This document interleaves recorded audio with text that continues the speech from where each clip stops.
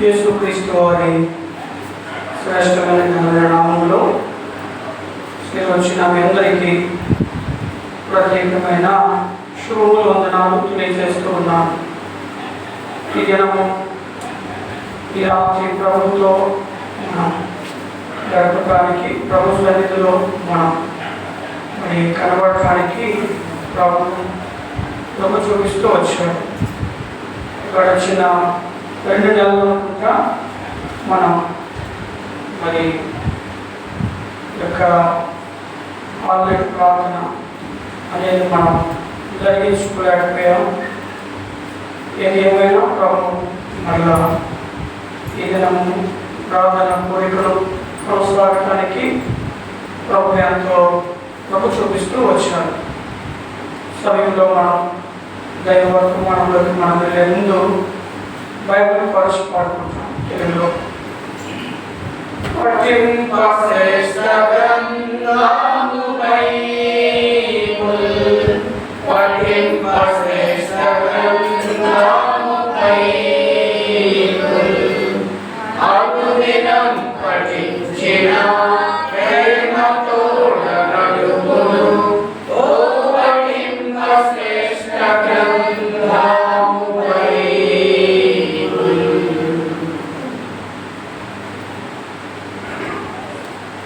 ప్రార్థనలోకి వెళ్ళే ముందు కొన్ని విషయాలు మనం నేర్చుకోవడానికి ప్రయత్నము చేద్దాం. అండి, యోబు గ్రంథం 15వ అధ్యాయం. యోబు గ్రంథము 15వ అధ్యాయము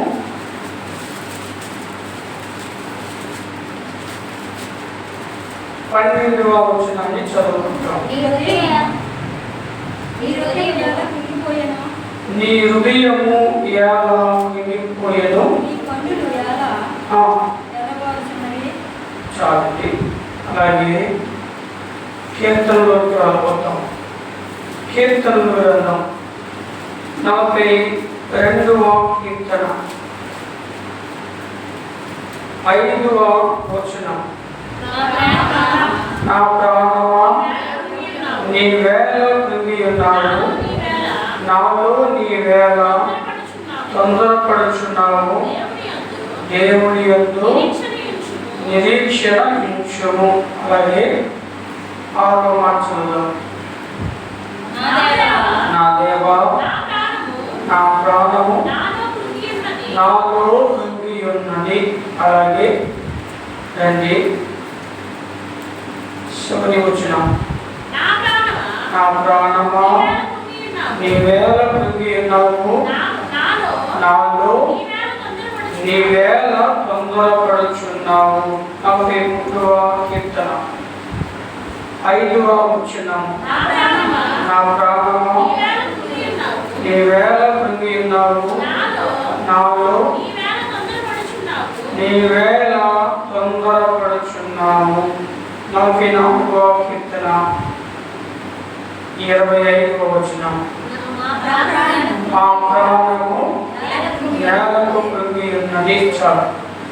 చదువుకున్న ప్రతి వచనములో ఒక మాట మనకు పదే పదే మనం చదువుతూ వచ్చాం, ఇంటూ వచ్చాం. ఏంటి ఆ మాట? నీ వేళ కృంగి ఉన్నావు. ఈ రాత్రి మన యొక్క ధ్యానాంశం ఏంటంటే కృంగుదల. ఇంగ్లీష్ ఏమంటారని? డిప్రెషన్, కృంగుదల.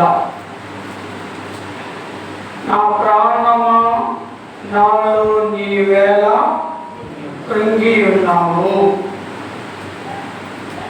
ఈ అంత్య దినాల్లో, ఈ యొక్క శివర దినాల్లో, ఈ భయంకరమైన దినాల్లో చాలా మంది జీవితాల్లో రకరకాల పరిస్థితులను బట్టి చాలా మంది వ్యక్తులు కృంగిపోతూ ఉన్నారు.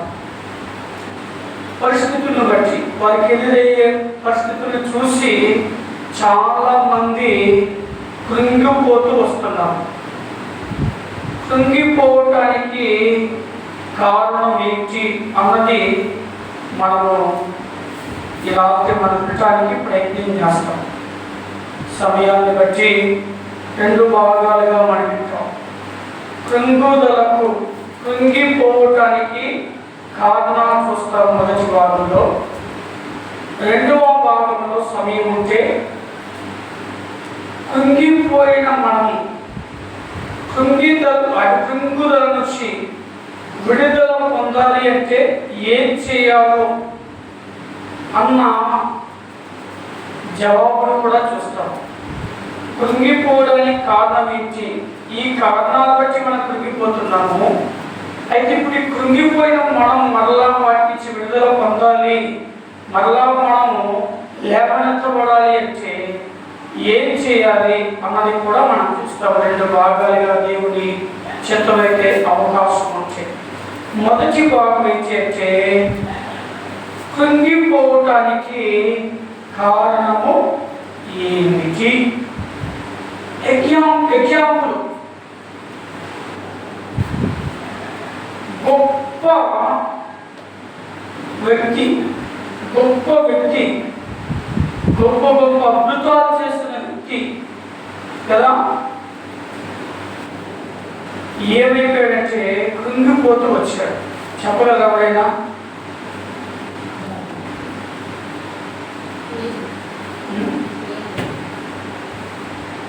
అద్భుతాలు చేసిన వ్యక్తి, అద్భుతాలు చేశాడు.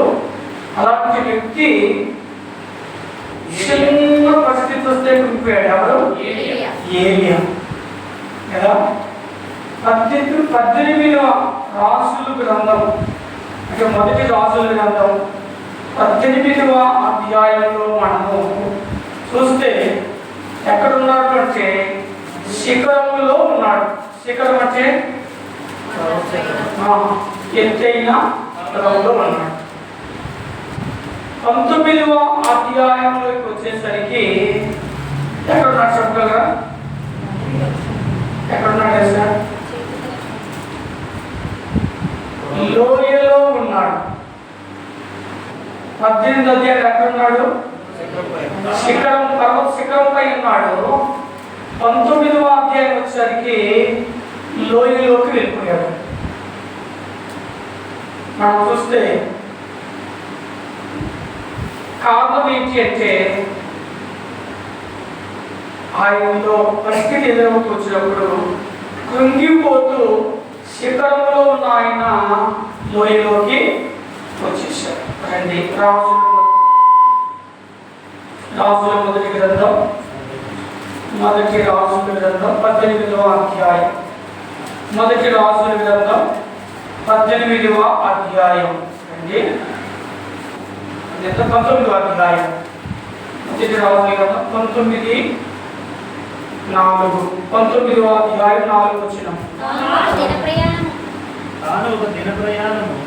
తాను ఒక దిన ప్రయాణము అరణ్యములోనికి పోయి ఒక బదరీ వృక్షము క్రింద కూర్చుండి మరణాపేక్ష గలవాడై యెహోవా నా పితరుల కంటే నేను ఎక్కువ వాడను కాను, ఇంత మట్టుకు చాలు, నా ప్రాణము తీసుకును అని ప్రార్థన చేసెను. చూడండి ఇక్కడ చాలింత మట్టుకు ఇంకెంతో నేను భరిస్తారు, ఇక నా ప్రాణము తీసే అంటే ఈయన ఏమొచ్చింది? విసుగు వచ్చింది. ఇంకేమొచ్చింది? ఈయనలో కృంగిగా వచ్చేసింది. ఒక డిప్రెషన్లోకి వెళ్ళి అంటున్నాడు, ఇంత మట్టుకు చాలు, నా పితృల కంటే నేనేమి గొప్పటి కాదు, నా పితృల కంటే నేనేమి మన భాషలో చెప్పాలంటే కాదు అని చెప్పి ఏం చేస్తున్నాడు ఇక్కడ? ప్రార్థన. దీన్ని మనం అర్థం చేసుకున్నట్లయితే ఇప్పుడు ఇక్కడికి వచ్చినప్పుడు ఈ యొక్క వ్యక్తి 18వ అధ్యాయంలో ఒకే వ్యక్తి 850 మందిని ఏం చేశాడు? 850 మందిని వాడించిన వ్యక్తి 19వ అధ్యాయం వచ్చేసరికి కృంగిపోతూ వచ్చాడు. దానికి కారణం ఏంటి అంటే ఇక్కడ ఆయన అంటున్నాడు, నా పితరుల కంటే నేను ఎక్కువ వాడును కాను, ఇంత మట్టుకు చాలు, నా ప్రాణము తీసుకో. అంటే ఈయన ఇతరులతో ఏం చేస్తున్నాడు? పోల్చుకుంటున్నాడు. ఇతరులతో తన పితరులతో పోల్చుకుంటున్నాడు కనుక ఆయనలో ఏమొచ్చింది? కృంగిదల వచ్చింది. అంటే మనం ఇతరులతో పోల్చుకుంటే ఖచ్చితంగా మనం ఏమైపోతాం? కృంగిపోతాం కదా. వారికి ఉద్యోగం ఉంది, నాకు ఉద్యోగం లేదు. వారికి పెళ్ళయింది, నాకు పెళ్లి కాలేదు. వారికి పిల్లలు ఉన్నారు, నాకు పిల్లలు లేరు. వారికి డబ్బు ఉంది, నాకు డబ్బు లేదు. వారికి అందం ఉంది, నాకు అందం లేదు. వారికి ఏవేవో ఉన్నాయి, నాకు ఏవి లేవు అని ఇతరులతో మనం పోల్చుకుంటే ఖచ్చితంగా మనం ఏమైపోతూ ఉంటాయి? కృంగిపోతూ ఉంటాం. ఇక్కడ ఈ వ్యక్తి అంటున్నాడు, నా పితృలే ఇలా అయిపోయారు, వాళ్ళకంటే ఎక్కువ కాదు అని ఏమైపోతున్నాడంటే కృంగిపోతూ ఉన్నాడు. అందుకే సామెతల గ్రంథంలో ఒక శ్రేష్టమైన మాట రాయబడుతూ ఉంది. ఇక్కడండి 16వ అధ్యాయము, సామెతల గ్రంథం 16వ అధ్యాయము 4వ వచనం అనుకుంటా. యెహోవా ప్రతి వస్తువును దాని పని నిమిత్తము. చూడండి, దేవుడు నన్ను ఒక ప్రత్యేకమైన పని కొరకు ఏం చేశాడు? నన్ను సృష్టించాడు. అక్కడ ఏమని చెప్తూ వచ్చాడు? యెహోవా ప్రతి వస్తువును దాని పని నిమిత్తం ఏం చేశాడు? కలుగు చేశాడు. అలాగే దేవుడు నన్ను కూడా ఒక ప్రత్యేకమైనటువంటి పని కొరకు, ఒక ప్రత్యేకమైనటువంటి పరిచర్య కొరకు, ఒక ప్రత్యేకమైనటువంటి దాని కొరకు నన్ను సృష్టించాడు అని ఏం చేయాలి? మనము సంతోషించాలి. కానీ మనము వాళ్ళకి అది ఉంది, వీరికి ఉందని చెప్పి మనం ఏం చేయకూడదు? కృంగిపోవడానికి వీలు లేదు. కృంగిపోవడానికి కారణం ఏంటంటే మనం ఇతరులతో పోల్చుకుంటే ఖచ్చితంగా కృంగిపోతాం. దేవుడు మనల్ని ఏ స్థాయిలో ఉంచాడో, దేవుడు మనల్ని ఏ స్థానంలో ఉంచాడో, దేవుడు మనల్ని ఏ పని కొరకు ఉంచాడో, దేవుడు మనల్ని ఏ పరిచర్య కొరకు ఉంచాడో, దేవుడు మనల్ని ఏ కృపవరం ఇచ్చాడో దాన్ని బట్టి మనం ఏం చేయాలి? సంతోషిస్తూ వెళ్ళిపోవాలి. కానీ మనము ఇతరులతో మనం ఏం చేయకూడదంటే పోల్చుకుంటే ఖచ్చితంగా మన జీవితంలో మనం ఏమైపోతామంటే కృంగిపోతాం. ఇక్కడ ఏమనుకోవాలి? 18వ అధ్యాయంలో 850 మంది బయలు ప్రవక్తలు ఏం చేశాడు? యెహోవాయే దేవుడు అని చెప్పి ఏం చేశాడు? వాళ్ళని రుజువుపరిచాడు, వాడించాడు. 18వ అధ్యాయంలో ఆకాశం నుంచి ఏం తీసుకొచ్చాడు? అగ్ని తీసుకొచ్చాడు. 17వ అధ్యాయంలో ఆకాశం నుంచి ఏం తీసుకొచ్చాడు?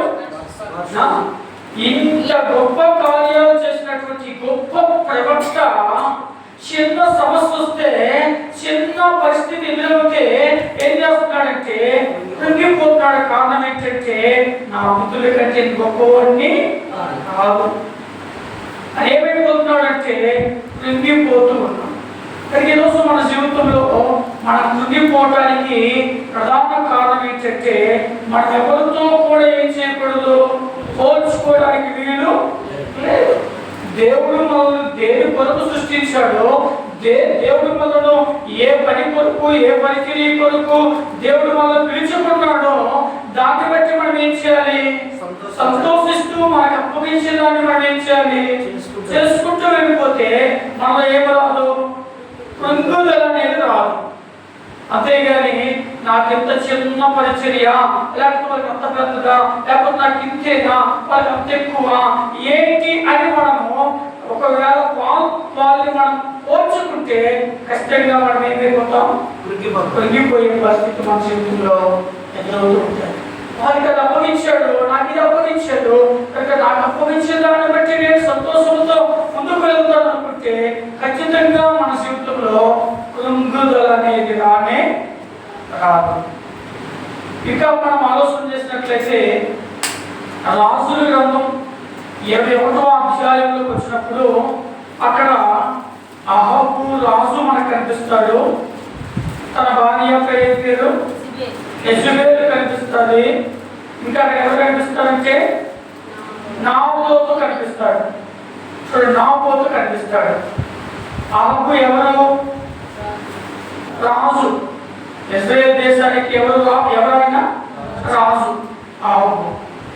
అయితే ఈ అహాబుకి చాలా ఆస్తి ఉంది, చాలా మరి ఆ యొక్క తోటలు ఉన్నాయి. కానీ ఆ తోటల మధ్యలో ఎవరి తోట ఉంది? నాబోతు ఉంది. అది కూడా నాదే అయితే, అది కూడా నాకైపోతే ఎంత మేలు, ఎంత బాగుంది అనుకున్నాడు.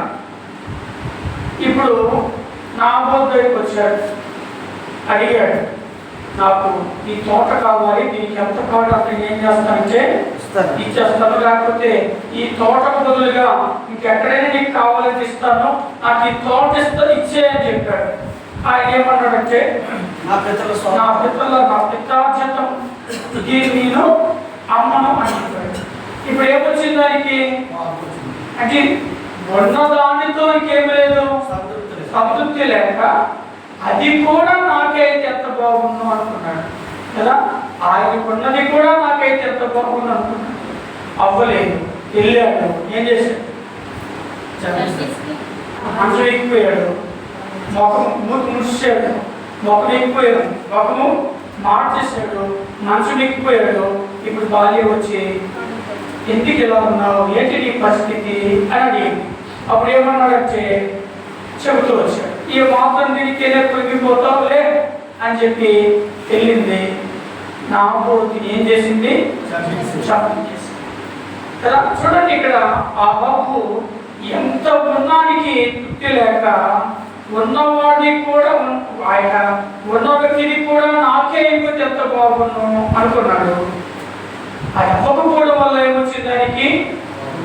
కనుక మన జీవితంలో ప్రాముఖ్యంగా మనము కృంగిపోవటానికి కారణం ఏంటి అంటే ఇతరులతో మనం ఎప్పుడూ కూడా ఏం చేయకూడదు, పోల్చుకోకూడదు. నీ స్థాయి వేరే, నా స్థాయి వేరే. నీకున్నటువంటి ఆ యొక్క నీకున్నటువంటి పరిస్థితి వేరే, నాకున్నటువంటి పరిస్థితి వేరే. కానీ ఎప్పుడూ కూడా ఎవరు కూడా ఒక వ్యక్తితో మనం ఏం చేయకూడదంటే పోల్చుకోవడానికి వీలు లేదు. అలా పోల్చుకుంటే మన జీవితంలో మనం కష్టంగా కృంగిపోయే అవకాశం ఉంటుంది. ఇది మొదటిగా. రెండవదిగా చూద్దాం రండి. రాజులు మొదటి గ్రంథం 19వ అధ్యాయం 4వ వచనం. 19వ అధ్యాయం 9వ వచనం. 9 అచ్చట ఉన్న ఒక గుహలో చేరి యెహోవా అతనికి ప్రత్యక్షమై ఏరియా ఎచ్చట నీవేమి చేయుచున్నావని అతన్ని అడుగగా అతడు ఇశ్రాయేలు వారు నీ నిబంధన త్రోసివేసి నీ బలిపీఠములు పడగొట్టి నీ ప్రవక్తలను ఖడ్గమ చేత హతము చేసిరి.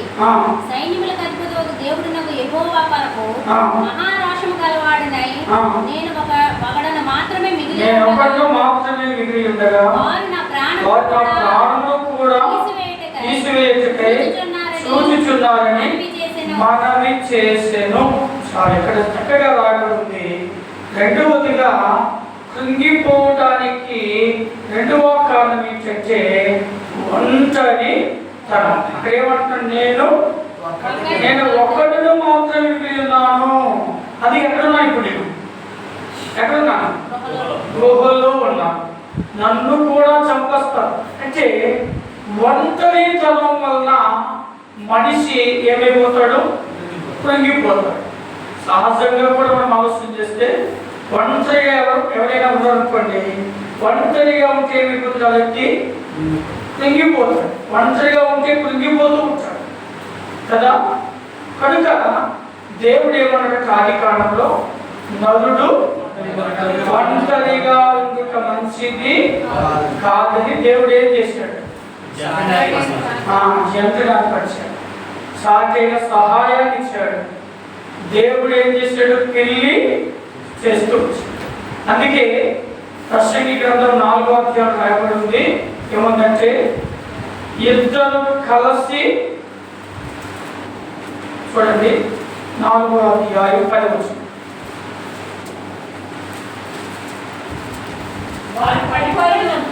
వారు పడిపోయినను ఒకడు లేవనెత్తును, అయితే ఒంటరిగాడు పడిపోయినలా వానికి శ్రమయే కలుగును, వాని లేవనెత్తువాడు లేక ప్రాముఖ్యంగా ఒంటరి అనేది మన జీవితాన్ని డిప్రెషన్లోకి లేదా ఆ యొక్క మరి కృంగుదలలోకి తీసుకుని వెళ్తుంది. ఆదాము ఒంటరిగా ఉండడము ఏమొచ్చింది? హవ్వ ఒంటరిగా ఉండడం వలన సాతాను ఏం చేశాడు? అవని పట్టుకున్నాడు, మోసం చేశాడు. దావీదు ఒంటరిగా మేడ మీద తిరుగుతుండడం వలన పాపములు ఏం చెప్పాడు? ఆయన పాత్రలు అయిపోయాడు. అందుకే తిమోతిలో ఏముంటది? ఏమంటది? యవనస్తుడా దూరముగా పారిపోము అంటాడు తిమోతి పత్రికలో. కానీ 2వ అధ్యాయము 2వ తిమోతి 2వ అధ్యాయము 22వ వచనం, నీవు యవనేతరుల నుండి పారిపోము, పవిత్ర హృదయులై ప్రభువునకు ప్రార్థన చేయవారితో కూడా నీతిని, విశ్వాసమును, ప్రేమను, సమాధానము వెంటాడు. చూడండి, ఇక్కడ పారిపోము అంటున్నాడు. ఎక్కడో ప్రాముఖ్యంగా మనము ఒంటరిగా ఉంటే ఖచ్చితంగా కృంగిపోతాం కదా. జ్ఞానం గారు ఖచ్చితంగా ఏం చేస్తామంటే కృంగిపోతాం. జ్ఞానం గారు కృంగిపోతాం, ఒంటరిగా ఉంటే కృంగిపోతూ ఉంటాం కదా. కొన్ని సమస్యలు, కొన్ని పరిస్థితులు, కొన్ని ఆర్థికపరమైన, ఆరోగ్యపరమైన పరిస్థితులు ఎదురుతూ వచ్చినప్పుడు మనం ఒంటరిగా ఉంటే, నాకు ఎవరైనా తోడుంటే, ఎవరైనా ఉంటే నాకు బాగుండు, నాకెందుకు ఈ జీవితం, నాకెందుకు ఈ ఒంటరి బ్రతుకు అనేం చేస్తాం. కొన్నిసార్లు మనం కృంగిపోతూ ఉంటాం. కనుక కృంగుదల ఎలా వస్తుంది? కృంగిపోయేగా కారణం ఏంటంటే మన యొక్క ఒంటరితనమే. అప్పుడు ఏం చేయాలి? మనము ప్రభువుని పిలాలి. అప్పుడు ఎవరిని పిలాలి? మనము ప్రభువుని పిలాలి. ఇలా మంత్రిగా ఉన్నప్పుడు మనతో ప్రభు ఎల్లప్పుడూ కూడా ఉంటాడు కనుక అయితే మనం ఏం చేయాలి? ఆయన్ని పిలవాలి. ఆయన ఎక్కడున్నాడు? తలుపుడు అంతే ఉన్నాడు. మనం పిలిచిన వెంటనే ఏం చేస్తాడు? ఆయన ఏమన్నాడు? యెషయా ఏముంది? నేను విలువగా కదా. మనం పిలిచిన వెంటనే ఆయన ఏం చేస్తాడు? సరిగ్గా మనం ఆలోచన చేసినట్లయితే మనం ఒంటరిగా ఉండటం వల్ల మన జీవితం అనేది కృంగుదలలోకి వెళ్తుంది. కొన్నిసార్లు పరిస్థితులు ఇక్కడ ఎవరు ఏలియా జీవితంలో మనం చూసినప్పుడు అక్కడ ఆయన కృంగిపోతూ ఈ మాటలు చెబుతూ ఉన్నాడు. ఇంకా రండి దేవుని యొక్క వాక్యంలో మనం వెళ్తే చాలా సందర్భాలు మనం చూస్తాం. రండి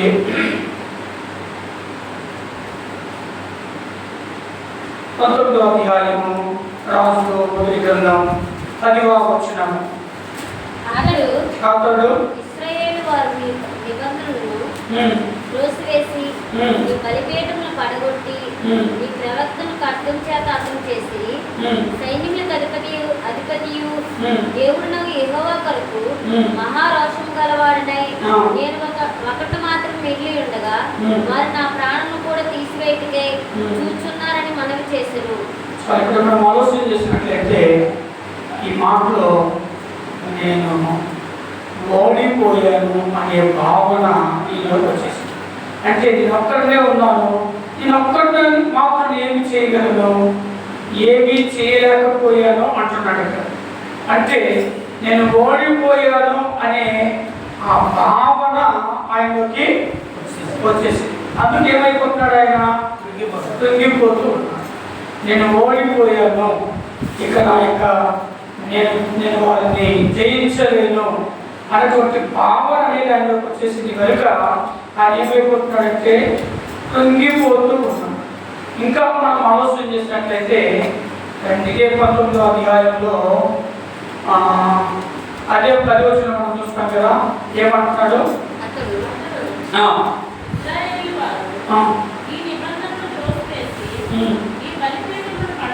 పడగొట్టి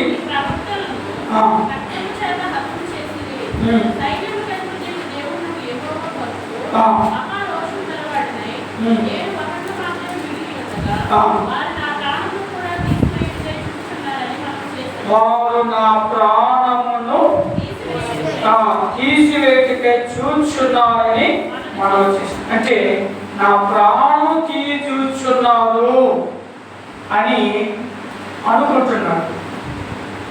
ఇక్కడ నా ప్రాణాన్ని తీయాలనుకుంటున్నారు అని అనుకుంటున్నాడు ఆయన.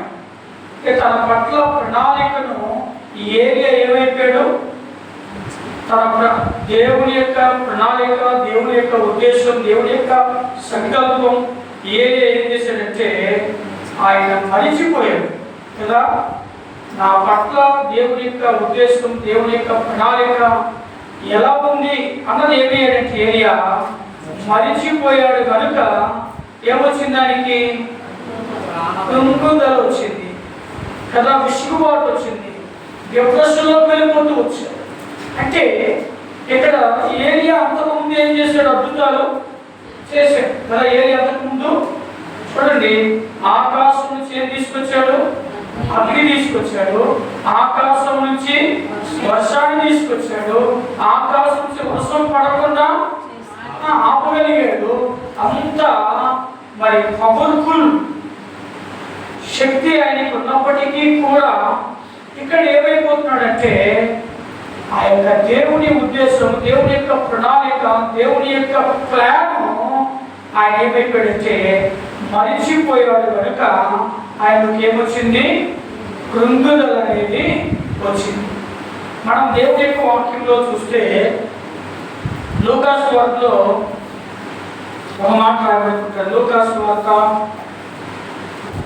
1వ అధ్యాయం 23వ వచనం. సేవ చేయ దినములు సంపూర్ణమైనప్పుడు తన ఇంటికి వెళ్ళాను. చూడండి, అతడు సేవ చేయ దినములు సంపూర్ణమైనప్పుడు తన ఇంటికి, దేవుని యొక్క ప్లాన్ నెరవేరకుండా నేను చనిపోను. చూడండి ఏం చేశాడు? అతడు సేవ చేయ దినములు సంపూర్తి అయిపోయి, కంప్లీట్ అయిపోయి కనుక దేవుడు ఏం చేశాడు? అయింది దేవుడు ఏం చేశాడు? అయింది తీసుకుని పోయాడు. అలాగే మన జీవితంలో ప్రాముఖ్యంగా మనం ఆలోచన చేస్తే దేవుని యొక్క ప్లాన్, దేవుని యొక్క ప్రణాళిక, దేవుని యొక్క ఉద్దేశం అనేది మన జీవితంలో నెరవేరకుండా మనల్ని ఎవరు కూడా ఏమీ చేయలేరు. మనం ఏం చేయాలి అనుకున్నా మన వల్ల కాదు కదా. ఇక్కడ ఏలియా ఆ విషయాన్ని మర్చిపోయాడు. దేవుని యొక్క ప్రణాళిక నా ఎలా ఉంటుందో జరుగుతుంది అనుకోలే.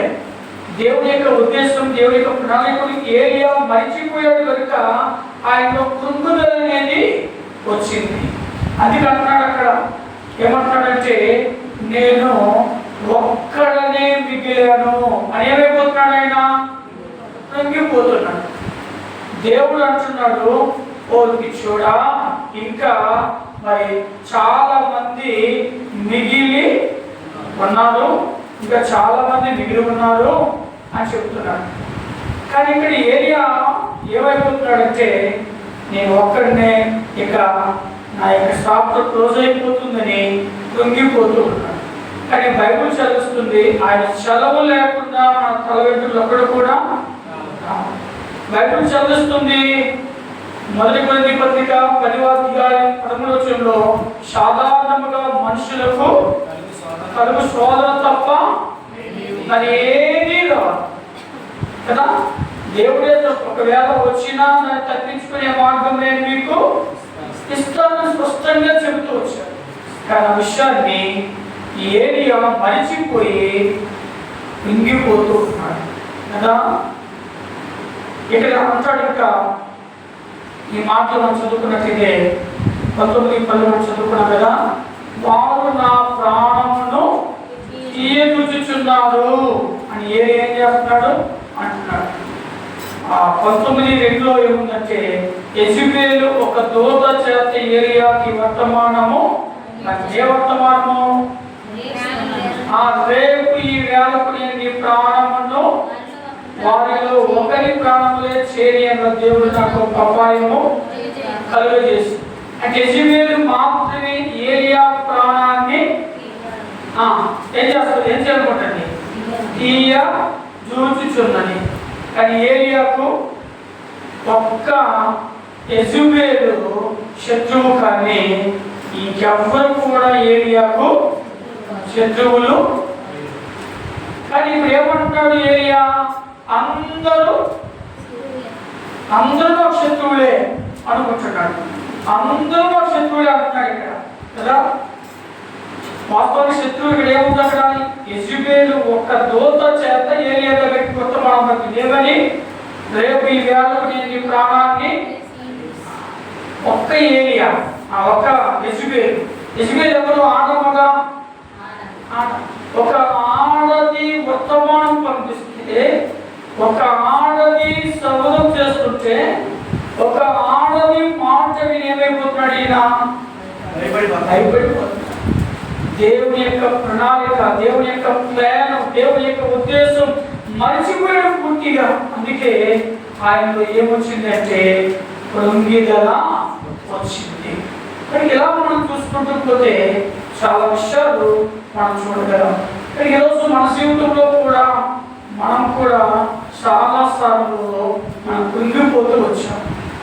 దానికి కారణం ఏంటంటే కొన్నిసార్లు మనము ఇతరులను పోల్చుకున్నాం కదా. చూడండి, మాకంటే బాగా చదవకపోయినా వాళ్ళు పాస్ అయిపోతే, బాగా చదవని వాళ్ళు పాస్ అయిపోయి, మనం కష్టపడి చదివి పాస్ అవ్వకపోతే మనం ఏమైపోతాం, వాళ్ళతో పోల్చుకుంటాం. వాళ్ళు చదవలేదు, వాళ్ళు పాస్ అయ్యారు, ఇంత కష్టపడి చదివా నేనేం అవ్వలేదు అని మరి కృంగిపోతూ ఉంటాం. కారణం ఏంటి, ఇతరులతో కొన్నిసార్లు మనం ఒంటరిగా ఉన్నప్పుడు మనం కృంగిపోతూ ఉంటాం. ఒంటరిగా ఉన్నప్పుడు మనకు కొన్ని పరిస్థితులు ఎదురవుతాయి, కొన్ని ఇబ్బందులు ఎదురవుతాయి. ఆ పరిస్థితులను చూసి మనలో కృంగిపోతూ కుమిలిపోతూ మనం ఏమైపోతుంటే మన జీవితం అనేది ఆ విధంగా కృంగిపోతూ ఉంటాయి. ఇక మూడోదిగా చూసాం, నేను ఏది చేయలేకపోయాను అంటే, నేను ఓడిపోయాను అన్నటువంటి భావన ఆయనలోకి వచ్చేసింది. వాస్తవానికి ఆయన ఏమవ్వలేదు, ఓడిపోలే. ఆయన ఓడించి జయ జీవితం పొంది వస్తూ ఉన్నాడు. ఒక స్త్రీ ఏం చేసింది, ఒక వర్తమానం పంపిస్తే ఆ వర్తమానాన్ని విని ఆయన ముందే ఏం చేశాడు, ముందే ఆయన చేశాడు. ఇప్పుడు ఏమని, నేను ఓడిపోయాను అన్నటువంటి భావన, ఆ ఆలోచన ఆయనలోకి వచ్చేసింది. అందుకే ఏమైపోతున్నాడు, కృంగిపోతున్నాడు. ఏమన్నా వాస్తవానికి 18వ అధ్యాయంలో 850 మందిని నేను గజగజ వహించాను, వాళ్ళు భయపెట్టాను, యెహోవా దేవుడిని వాళ్ళందరి నోట పలికించాను.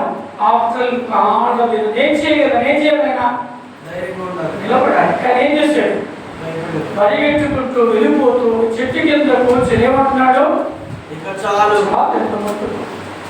నేను ఓడిపోయాను, ఇక నేను జయించలేను, ఇక నా ప్రాణం పోయినట్టే అన్నటువంటి ఒక భావంలోకి వచ్చేసాడు. కనుక కృంగిపోతూ అన్నమాట. అక్కడ రాయబడింది, కృంగిపోయిన 4వ కారణం ఏంటంటే, తన పట్ల దేవుని యొక్క ఉద్దేశము, దేవుని యొక్క ప్రణాళిక, దేవుని యొక్క ప్లాన్ ఆయన ఏమైపోయాడంటే పూర్తిగా మర్చిపోయాడు. అందుకే ఆయన ఏమొచ్చింది, కృంగుదల అనేది వచ్చింది. ఇది కృంగిపోవడం గల కారణాలు ఒక వ్యక్తి కోసం జ్ఞాపకం చేసుకోవచ్చు. మన జీవితంలో కూడా మరి ఒక గొప్ప వ్యక్తి, మరి ఆకాశం చక్రి తీసుకొచ్చిన వ్యక్తి, ఆకాశం నుంచి వర్షాన్ని తీసుకొచ్చిన వ్యక్తి, ఆకాశం నుంచి వర్షం రాకుండా ఆ వర్షాన్ని ఆపివేసిన వ్యక్తే కృంగిపోతే ఈరోజు నేను మనము కృంగిపోము అనడానికి ఏమి లేదు, ఆస్కారం లేదు కదా. నాగం గారు కృంగిపోవడానికి, అయితే మనం కృంగిపోవడానికి గల కారణాలు ఏంటి అని ఆలోచన చేస్తే రెండు దేవుని యొక్క వాక్యంలో వచ్చి మనం చూస్తే బైబిల్ గ్రంథంలో కొరింథీయులకు రాసిన రెండవ పత్రిక మొదటి అధ్యాయం 8వ వచనం. సహోదరులారా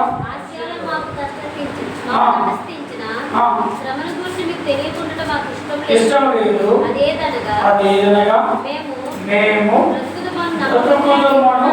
నమ్మకము లేకున్నట్లుగా మా శక్తికి మించిన అత్యధిక భారం వలన చూడండి, దేని వల్ల కృంగిపోతున్నారు?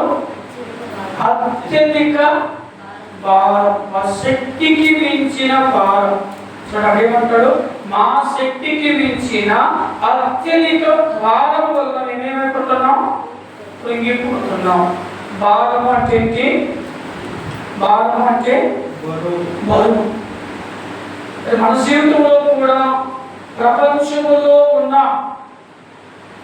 ప్రతి మానవుడు కూడా కృంగిపోతూ ఉన్నాడు.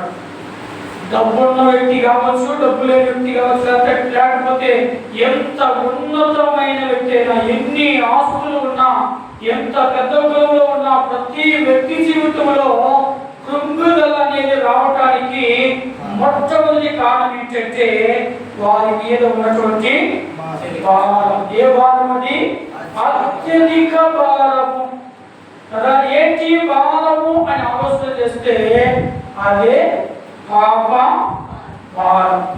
ఈ పాపము అనేది మనిషి జీవితంలో ఎంతో భారంగా ఉంది.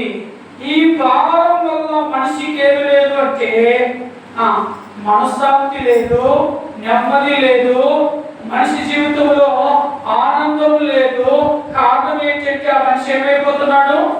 కృంగిపోతూ ఉన్నాడు.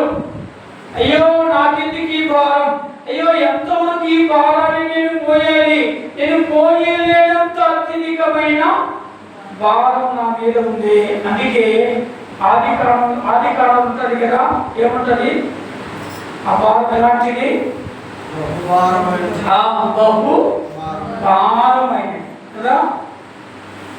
కనుక ప్రాముఖ్యంగా ఏ భారం అంటే అది పాప భారం.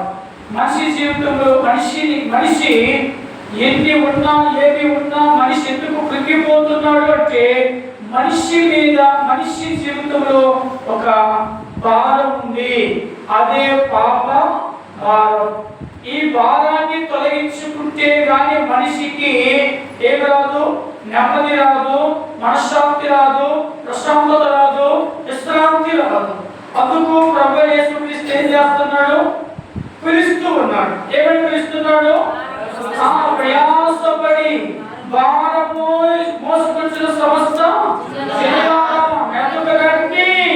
నేను మీ భారాన్ని తొలగించి మీకు విశ్రాంతి ఇస్తాను, నెమ్మదినిస్తాను.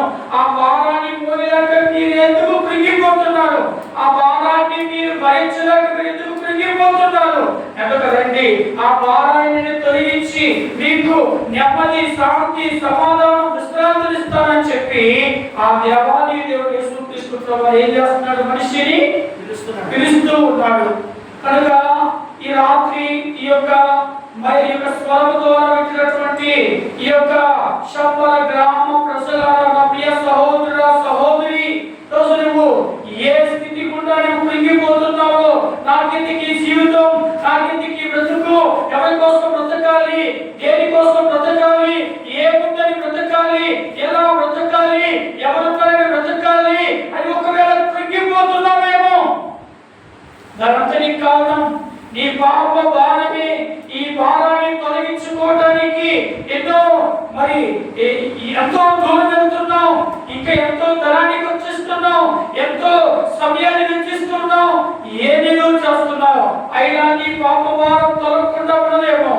ఈ రాత్రి ఈ పాప భారాన్ని తొలగించుట కొరకే ప్రభువైన యేసుక్రీస్తు వారు ఆయన పాపము లేని దేవుడిగా ఈ లోకానికి వచ్చాడు. పాపరహితుడిగా ఈ లోకానికి వచ్చాడు. పాపము లేనటువంటి వ్యక్తిగా జీవించి నీ పాప భారం తొలగించుట కొరకే ఆ పాపము లేని దేవుడు, పాపరహిత దేవుడు, పాపులో చాడక ప్రత్యేకమైన దేవుడు ఆ కల్వరి శిలువలో మరణించి తన రక్తాన్ని చిందించి ఈ పాప భారాన్ని తొలగించడానికి సంసిద్ధుడు ప్రభువైన యేసుక్రీస్తు వారు. అయితే నువ్వేమీ చేయక్కర్లేదు, నువ్వేమీ నోములు వేయక్కర్లేదు, నువ్వేమీ చేయక్కర్లేదు, ఎక్కడికి వెళ్ళక్కర్లేదు. కొన్న పాటున యేసు ప్రభువా నా స్థితి ఇలా అయిపోయింది, ఇలా దిగజారిపోతున్నాను, తగ్గిపోతున్నాను, నా బ్రతుకు మీద నాకే అసహాయం వేస్తుంది, ఎందుకు బ్రతకాలో నాకు అర్థం పరమార్థం లేకుండా జీవిస్తున్నాను, నాకెందుకు ఈ జీవితం? నువ్వు నా పాప భారాన్ని తొలగించి నాకు శాంతి సమాధానం ఇచ్చే దేవుడు అంటని ఆయన దగ్గరికి వచ్చి నీ పాపాన్ని ఒప్పుకుంటే నీ భారం అంతా తొలగించి నీ గుండెల్లో గొప్ప నెమ్మదిస్తాడు, గొప్ప శాంతినిస్తాడు, గొప్ప సమాధానం ఇస్తాడు. అయితే ఏం చేయక్కర్లేదు, యేసుక్రీస్తు ప్రభువుని అంగీకరిస్తే నీ హృదయంలో చేర్చుకుంటే నీ భారం అంతా తీసేస్తాడు. ఇక నీకు కృంగిదల అనేది లేకుండా చేస్తాడు. ఇది మొదటిగా మనం చూస్తూ ఉంటున్నాం. మనిషి జీవితంలో కృంగిపోవటానికి, కుమిలిపోవటానికి, విసిగిపోవడానికి, డిప్రెషన్లోకి వెళ్ళిపోవడానికి కారణం ఏంటంటే నీకున్నటువంటి భారమే. ఆ భారం పోవాలి అంటే ఎవరు నీ భారాన్ని తీసివేయలేరు, ఎవరు నీ భారాన్ని దింపలేరు, ఎవరు నీ భారాన్ని తొలగించలేరు. నీ భారాన్ని తీసివేసి తొలగించి తీర్చే ఏకైక దేవుడు ప్రభు అయిన యేసుక్రీస్తు వారు మాత్రమే. ఆయన మాత్రమే నీ భారాన్ని తొలగించి నీ కృంగిలో నుంచి విడిపించి నీ జీవితంలో శాంతి సమాధానం ఇచ్చే దేవుడు అనే విషయాన్ని మరొక మారి రాత్రి జ్ఞాపకం చేస్తా ఉన్నాను. రెండవదిగా చూద్దాం రండి. కృంగిపోవడానికి గల రెండవ కారణం ఏంటి అని మనం ఆలోచన చేస్తే బైబిల్ గ్రంథంలో స్పష్టంగా రాయబడుతూ ఉంది. రండి, కీర్తనల గ్రంథం 38వ కీర్తన 6వ వచనాన్ని చదువుకుందాం.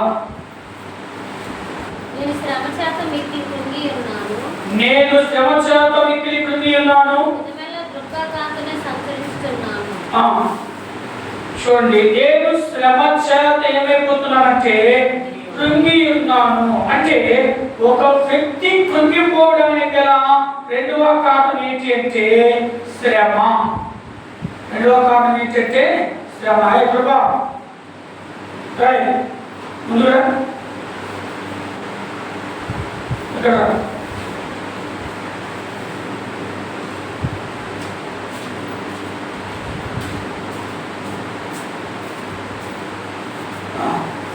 రెండవదిగా కృంగిపోవడానికి రెండవ కారణం ఏంటంటే శ్రమ. శ్రమ వస్తే ఎవరైనా ఏమైపోతారు?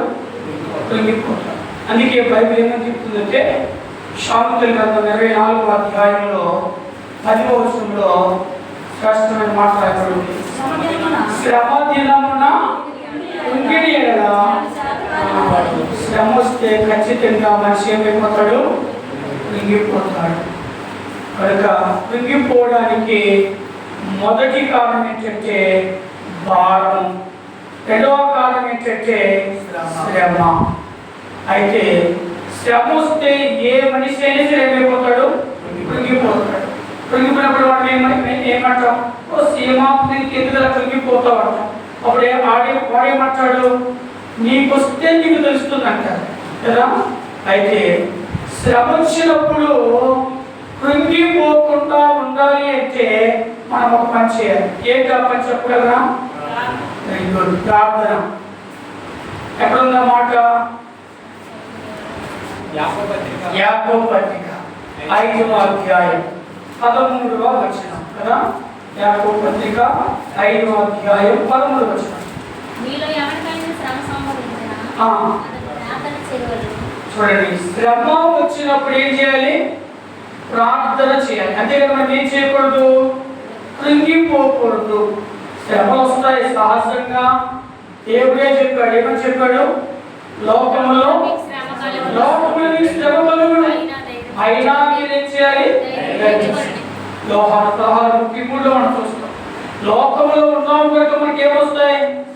శ్రమ వస్తాయి. శ్రమ వచ్చినప్పుడు మనం ఏం చేయకూడదు? కృంగిపోయేది వీలు లేదు. ఇంకా ఏముంది బైబిల్లో? ఎంతగా వస్తాయి శ్రమలు మనకి? ఎంతగా వస్తాయి శ్రమలు మనకి? సహించగలం. ఇంకా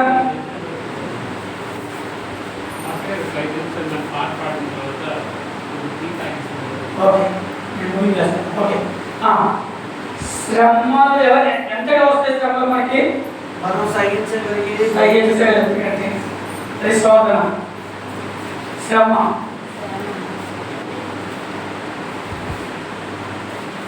యోబు గ్రంథంలో ఉంటుంది. చెప్పగలరా? యోబు గ్రంథంలో 5వ అధ్యాయంలో 7వ వచనం రాయబడింది. నిప్పురవ్వ పైకి ఎగిరినట్టు నరులు ఎన్ని శ్రమ వస్తాయి? ఎంత వస్తాయి? నిప్పురవ్వలు చూడండి, మనము అగ్గి నిప్పులు వస్తాయి కదా, ఎన్ని వస్తాయి మనకి? అంటే ఎన్ని నిప్పురవ్వలు పైకి ఎగిరితే మనకు తెలియదు. మనకు కూడా ఎన్ని శ్రమ వస్తాయి మనకి? అందుకే మనం ఏం చేసాం? ఈ భూమి మీద ఏం చేసాం? పుట్టాము. దేనికోసం పుట్టాం? సంపాదన కోసం కాదు, శ్రమలు అనుభవించడానికే పుట్టాం. ఎందుకు తెలుసా? ఈ శ్రమ లేకపోతే మనకేం లేదు.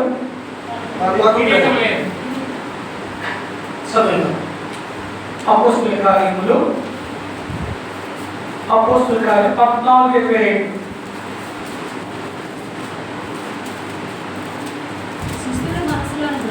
దృఢపరచి విశ్వాసమందు నిలకడగా ఉండవాలని అనేక శ్రమలను అనుభవించి మనము దేవుని రాజ్యంలో ప్రవేశింపవాలని వారిని హెచ్చరించారు. శ్రమ లేకపోతే మనం ఎక్కడికి వెళ్ళాము? దేవుని రాజ్యంలోకి వెళ్ళాలి. శ్రమలు వచ్చినప్పుడు మనం ఏం చేయకూడదు? కృంగిపోకూడదు. ఏం చేయాలి? మనము ప్రార్థన చేయాలి. కానీ మనకు రివర్స్ అయితే ఏంటి రివర్స్? ప్రార్థనలో ఏం చేస్తాం? కృంగిపోతాం. నాకే రావాలా ఈ కష్టాలు, నాకే రావాలా ఈ బాధలు, నాకేనా ఈ ఏంటి అల్పకాల శ్రమలు కదా. ఏం చేస్తాం? మనం కృంగిపోతాం. శ్రమలు అనేవి మనకు రాకుండా ఇంకెవరు వస్తాయి. అందుకే క్రైస్తవ జీవితం అనేది ఎలాంటిది? ముళ్ళ బాట, పూల బాట కాదు. కనుక ప్రాముఖ్యంగా శ్రమ అనేది మనకు అది ఎంతో మేలు. చూడండి, ఎబ్రీ పత్రికలో మాట్లాడబడి ఉంటాయి. ఎబ్రీ రాసిన పత్రిక 12వ అధ్యాయం. ఎబ్రీ పత్రిక 12వ అధ్యాయము. ఎబ్రీ పత్రిక 12వ అధ్యాయము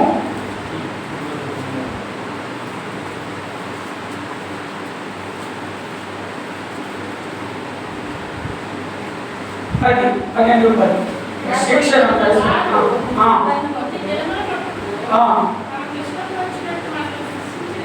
శిక్షించదు కానీ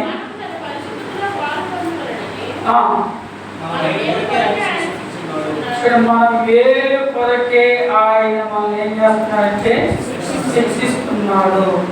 దగ్గర మంచి మాట ఉంటుంది. ఈ శ్రమ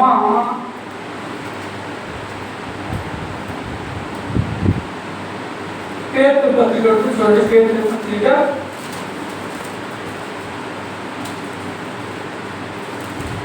పేతురు రాసిన పత్రిక మొదటి అధ్యాయం.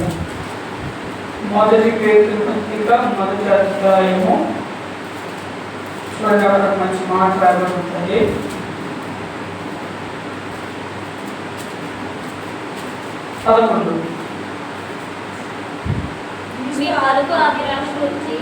క్రీస్తు ఆత్మ క్రీస్తు విషయమైన శ్రమల గురించి వాటి తరువాత కలగబోవు మహిమల గురించి ముందుగా సాక్ష్యం ఇచ్చు.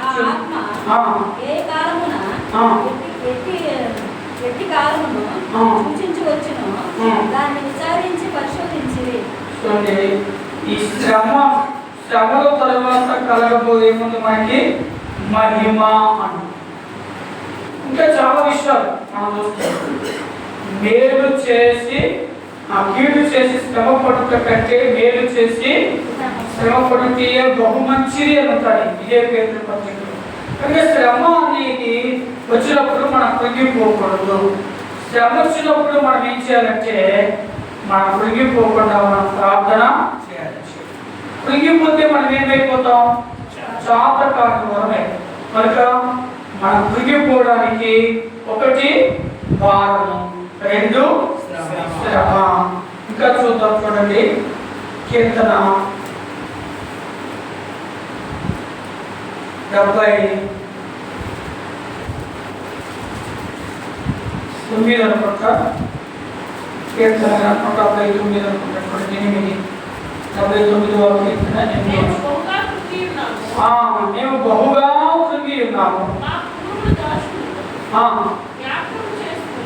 చూడండి, కృంగిపోవడానికి కారణం ఏంటంటే ఏముంది అక్కడ?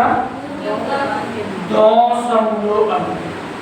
అంటే మన దోషములే మనకి మనం ఏం చేస్తున్నాయి? కృంగదీస్తున్నాయి. మన దోషములే మనలను కృంగదీస్తూ ఉన్నాయి. ఇంకా బైబిల్లో మనం చూసినట్లయితే చాలా ఉన్నాయి. దేవుని యొక్క వాక్యంలో చూస్తే ఇంకా కీర్తనలో ఉంటుంది. ఏముందంటే 20 కీర్తన ఉంటుంది. కొందరు మృగమును బట్టి అతిశయించుచున్నారు.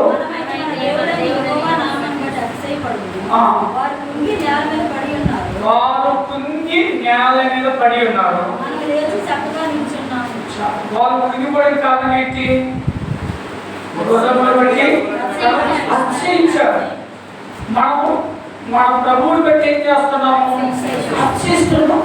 అంటే కృంగిపోయే కారణం ఏంటంటే గుర్రములు, రథములు అంటే ఏంటంటే మరి కొంత అంటే వస్తున్నటువంటి అధికారులు బట్టి, వస్తున్నటువంటి హోదాలు బట్టి, వస్తున్నటువంటి పరిస్థితులను బట్టి, స్థాయిని బట్టి వాళ్ళు ఏం చేస్తారు? కొంతమంది అర్చిస్తారు. నాకు డబ్బు ఉంది, నాకు ఉద్యోగం ఉంది, నాకు అందం ఉంది, నాకు బలం ఉంది. కొంతమంది ఏం చేస్తారు? అలా అతిశయించి వాళ్ళు ఏమైపోతారంటే ఒకరోజు ఏమైపోతారు? కృంగిపోతారు.